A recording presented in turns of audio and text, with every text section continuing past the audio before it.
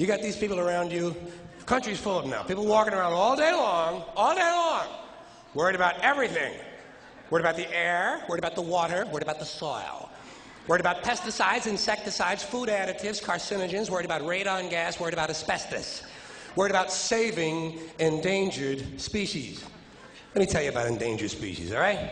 Saving endangered species is just one more arrogant attempt by humans to control nature. It is arrogant meddling. It's what got us in trouble in the first place. Doesn't anybody understand that? Interfering with nature. Over 90%, way over 90% of all the species that have ever lived on this planet, are gone. They're extinct. We didn't kill them all. They just disappeared. That's what nature does. They disappear these days at the rate of 25 a day, regardless of our behavior, I mean. Irrespective of how we act on this planet, 25 species that were here today will be gone tomorrow. Let them go gracefully. Leave nature alone. Haven't we done enough? We're so self-important. So self-important. Everybody's going to save something now. I'll save the trees, save the bees, save the whales, save those snails. And the greatest arrogance of all, save the planet. What? Are these fucking people kidding me? Save the planet? We don't know how to take care of ourselves yet. We haven't learned how to help one another. We're going to save the fucking planet? I am getting tired of that shit. I'm tired of fucking Earth Day. I'm tired of these fucking self-righteous environmentalists. I'm tired of these white, liberal, bourgeois, liberal, white people who think the only thing wrong with this planet is there aren't enough bicycle paths. Trying to make the world safe and clean for their Volvos. And I'm really sick of these rock stars and movie stars going to work off their cocaine guilt by saving a forest somewhere. Besides, there's nothing, first of all, the environmentalists don't give a shit about the planet. They don't care about the planet. Not in the abstract, they don't. You know what they're interested in? A clean place to live. Their own habitat. They're worried that someday in the future they might be personally inconvenienced. Narrow, unenlightened self-interest doesn't impress me. Besides, there's nothing wrong with the planet. The planet is fine.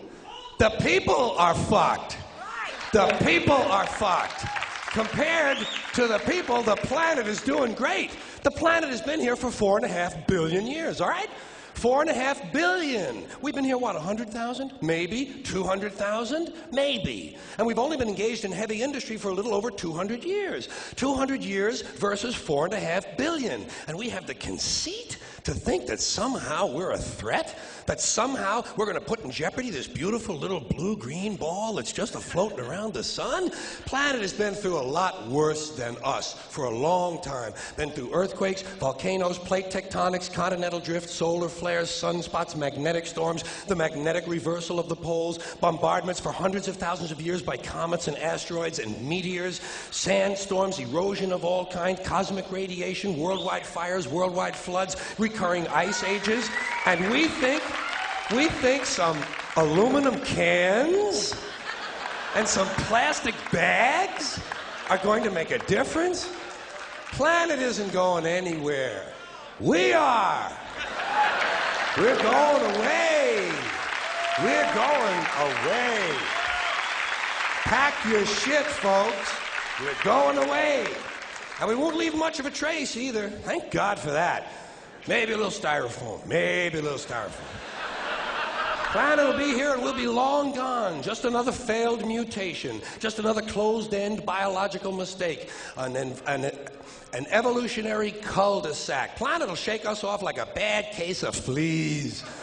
A surface nuisance. You want to know how the planet's doing? Ask those people in Pompeii who are frozen into position from volcanic ash. How the planet's doing. Want to know if the planet's all right? Ask the people in Mexico City or Armenia or 100 other places buried under thousands of tons of earthquake rubble if they feel like a real threat to the planet this week. How about the people in Kilauea, Hawaii, who build their homes right next to an active volcano and then wonder why they have lava in the living room?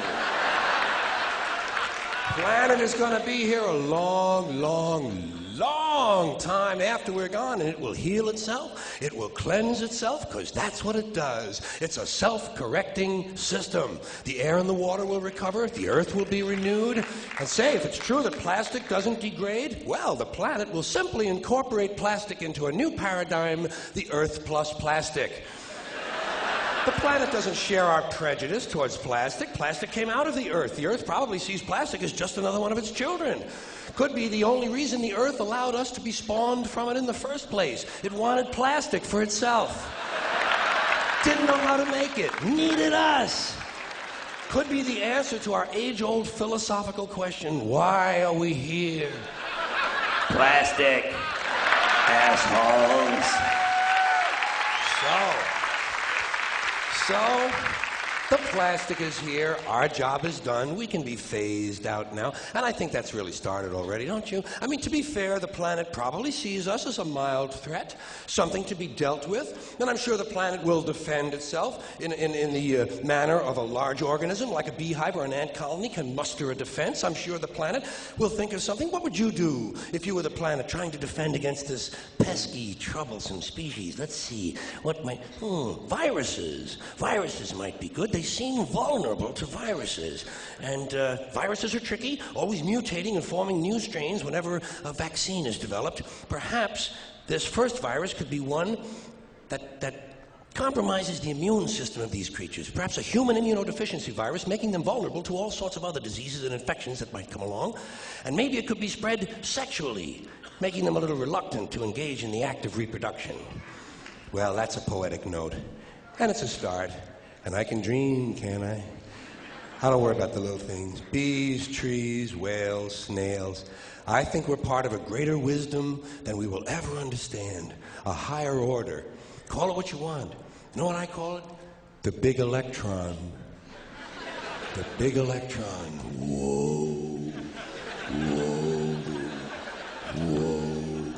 It doesn't punish. It doesn't reward. It doesn't even judge. It just is. And so are we, for a little while. Thanks for being here with me for a little while tonight. Thank you. Thank you.